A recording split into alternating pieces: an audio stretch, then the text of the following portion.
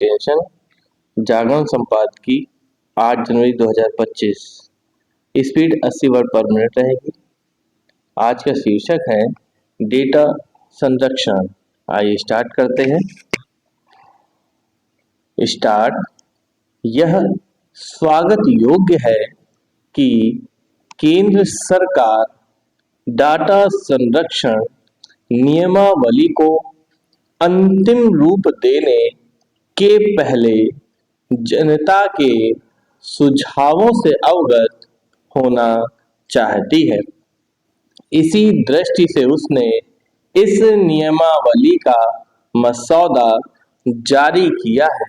आज डाटा सुरक्षा एक अनिवार्य आवश्यकता है, क्योंकि लोगों के निजी डेटा की चोरी और उसके दुरुपयोग के मामले बढ़ रहे हैं।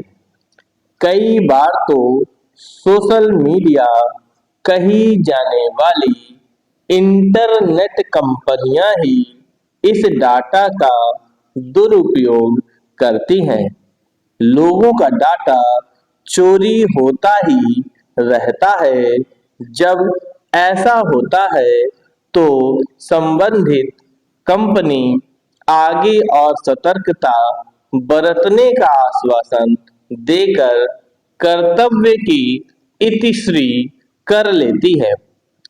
चिंताजनक केवल यह नहीं है कि लोगों की सहमति के बिना उनके व्यक्तिगत डेटा का इस्तेमाल विभिन्न कंपनियां मनमाने तरीके से करती हैं, बल्कि यह भी है कि उसके जरिए उनके विचारों को प्रभावित करने की भी कोशिश की जा रही है। ऐसे में ऐसी कोई व्यवस्था बननी ही चाहिए जिससे लोगों को यह पता चल सके कि इंटरनेट कंपनियां उनकी व्यक्तिगत जानकारी का इस्तेमाल किस तरह कर रही है। यह भी जरूरी है कि देश के लोगों का डाटा देश में ही रहे। डिजिटल व्यक्तिगत डाटा संरक्षण संबंधी प्रस्तावित नियमावली में एक प्राविधान यह भी है कि सोशल नेटवर्क प्लेटफॉर्म पर अकाउंट खोलने वाले 18 साल से कम आयु के बच्चों को माता पिता की सहमति लेनी होगी। यह प्राविधान उपयुक्त तो दिखता है, लेकिन इसमें संदेह है कि इस पर प्रभावी ढंग से अमल हो सकेगा, क्योंकि माता पिता की सहमति की नौबत तो तब आएगी जब बच्चा अपनी आयु 18 वर्ष से कम बताएगा।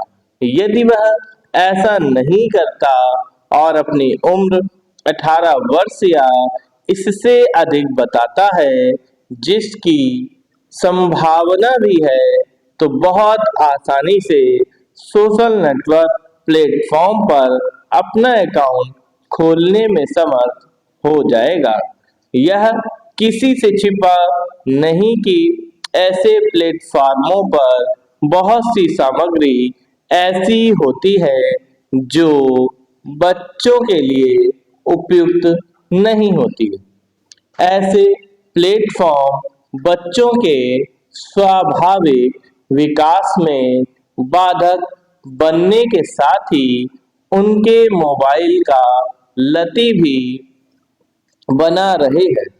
इसके चलते ही ऑस्ट्रेलिया ने अभी हाल में बच्चों को सोशल मीडिया के दुष्प्रभावों से बचाने के लिए यह कानून बना दिया है कि कोई भी सोशल मीडिया नेटवर्क प्लेटफॉर्म 16 वर्ष से कम आयु के किसी बच्चे का अकाउंट नहीं खोल सकता।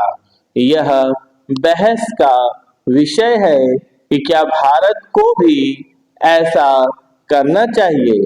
इस बहस के बीच यह भी समझा जाना चाहिए कि बच्चों को सोशल नेटवर्क साइट्स के दुष्प्रभावों से बचाने की जिम्मेदारी केवल सरकार पर नहीं डाली जा सकती। यह जिम्मेदारी अभिभावकों को खुद भी उठानी होगी। उन्हें यह देखना होगा कि यदि उनका बच्चा मोबाइल फोन का उपयोग कर रहा है तो वह किस तरह की सामग्री देख रहा है। समाप्त।